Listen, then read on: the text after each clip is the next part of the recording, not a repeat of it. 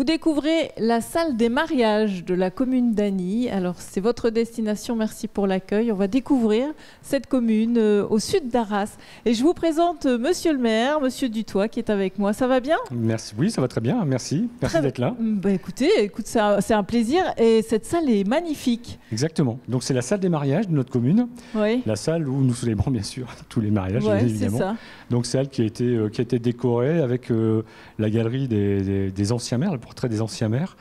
Voilà, très belle salle aussi, qu'on apprécie beaucoup. Alors, Agny, expliquez-nous un peu combien il y a d'habitants ici. Alors, Agny, 1960 habitants. Au dernier recensement, on était à 1899 en 2019. Et aujourd'hui, avec le nouveau lotissement, on n'est pas loin des 1960. Ouais, tout à fait. Ouais. Alors, une commune suburbaine quand même, on peut dire ça? C'est ça, tout à fait. Alors, Agny fait partie de la communauté urbaine d'Arras. Commune suburbaine, hein, vu qu'on est très très proche de cette grande agglomération. Mais on a souhaité garder ce côté rural, convivial et artisanal. Voilà.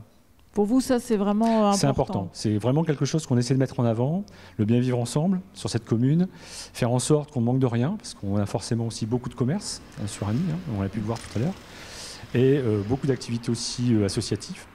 Donc, non, une belle commune et on souhaite vraiment mettre en avant ce côté convivial, bien sûr. Cette convivialité aussi, on peut la retrouver avec une fête qui a lieu au mois de septembre. Voilà. C'est la fête des Niaffes, c'est le fameux carnaval des Niaffes, ouais. Voilà, donc, qui a été mis en place il y a 45 ans, à l'époque par Pierre Berquet, hein, qui était maire de la commune, et sa première adjointe, qui était Claude Gauchot.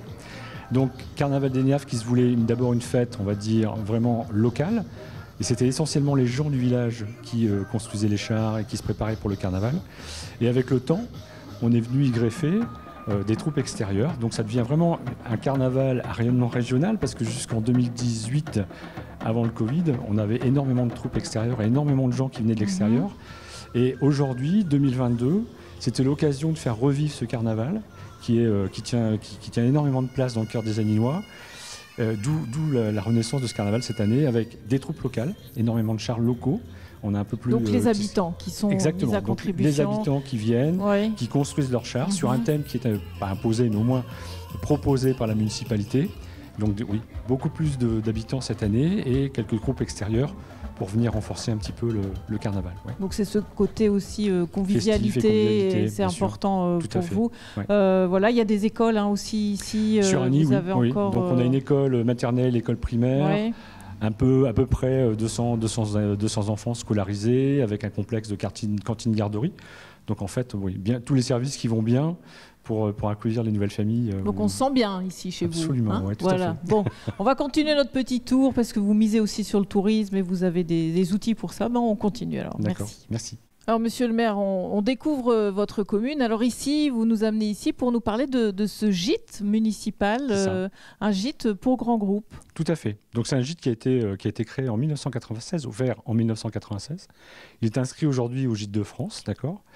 Et il est composé de 8 chambres. 8 chambres principales qui vont de 3 à 6 lits, donc essentiellement gîte de groupe, avec une pièce commune qui est là derrière, qui représente la salle, le salon et la cuisine. Voilà. Alors ce gîte, en fait, il fonctionne bien. Enfin, l'occupation est vraiment tous les week-ends, il est pris. Tout à fait. Alors on a eu 2 années difficiles avec le Covid. Hein, ça a été un peu compliqué de remplir le gîte avec le Covid. Par contre, c'est vrai que depuis 2022, sur l'année 2022, on a quasiment une occupation tous les week-ends de gîte. Hein, on est à plus de 49 semaines de location sur le gîte.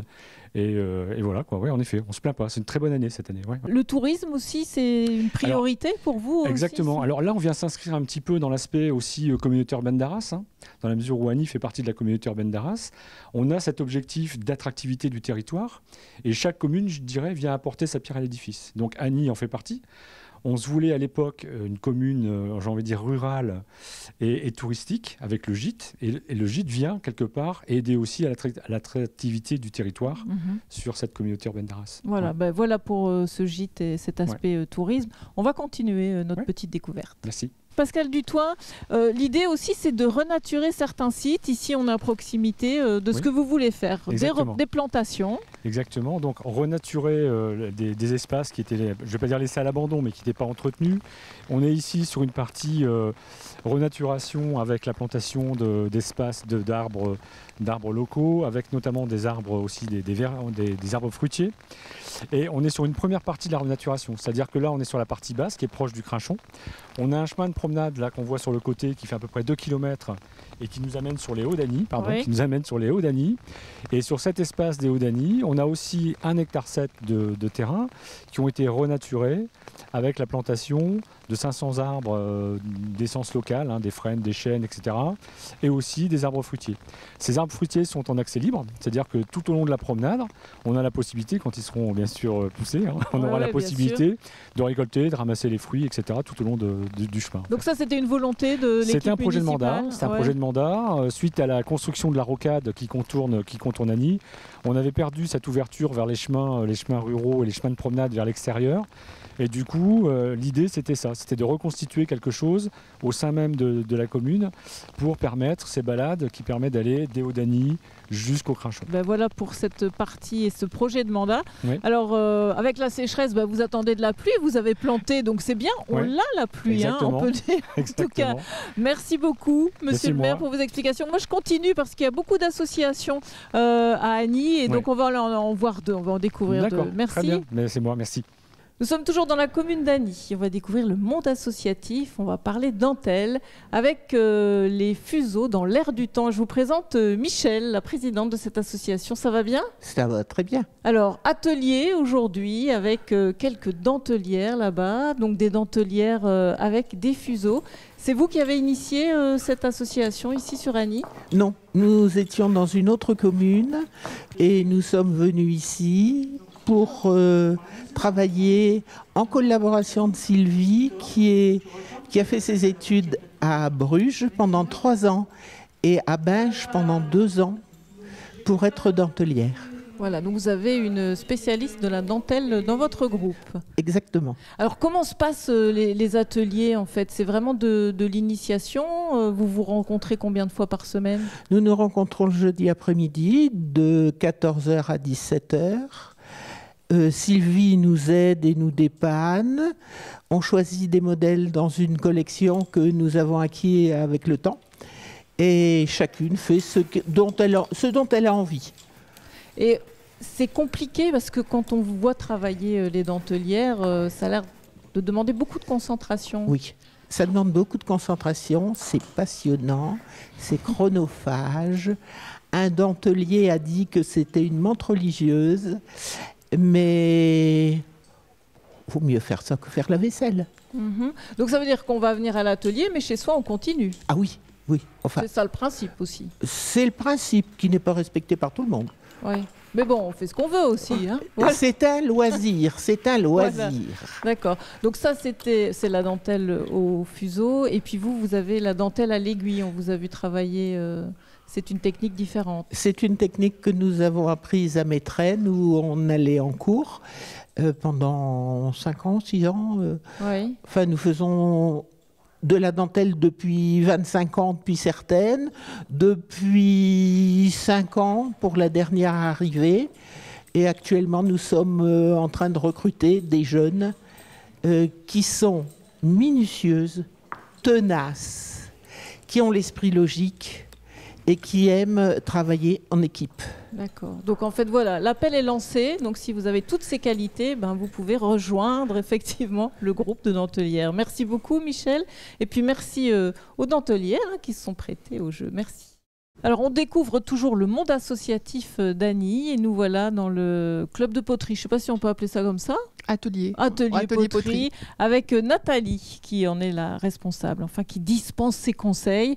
Un atelier qui fonctionne bien, on peut dire ici, quand même. Oui, tout à fait. Qui existe depuis très longtemps. Qui avait quelqu'un d'autre qui faisait cet atelier. Vous l'avez repris et aujourd'hui on peut dire que vous avez quand même une trentaine d'adhérents quand même. Oui, tout à fait, avec une très très bonne ambiance. Oui, c'est ça. Beaucoup de femmes. Beaucoup de femmes. Il y a quelques hommes quand même aussi. Ils sont absents aujourd'hui, mais il y a aussi Alors, qu'est-ce qui attire en fait à venir à un atelier poterie? C'est vraiment de toucher la terre, de travailler la terre, c'est ça qui attire? Oui, je pense que les gens ont besoin de plus en plus, une nouvelle dame qui est là, Sophie, depuis aujourd'hui, ils me disent j'ai envie depuis très longtemps de toucher la terre et là, ça y est, je me lance, quoi.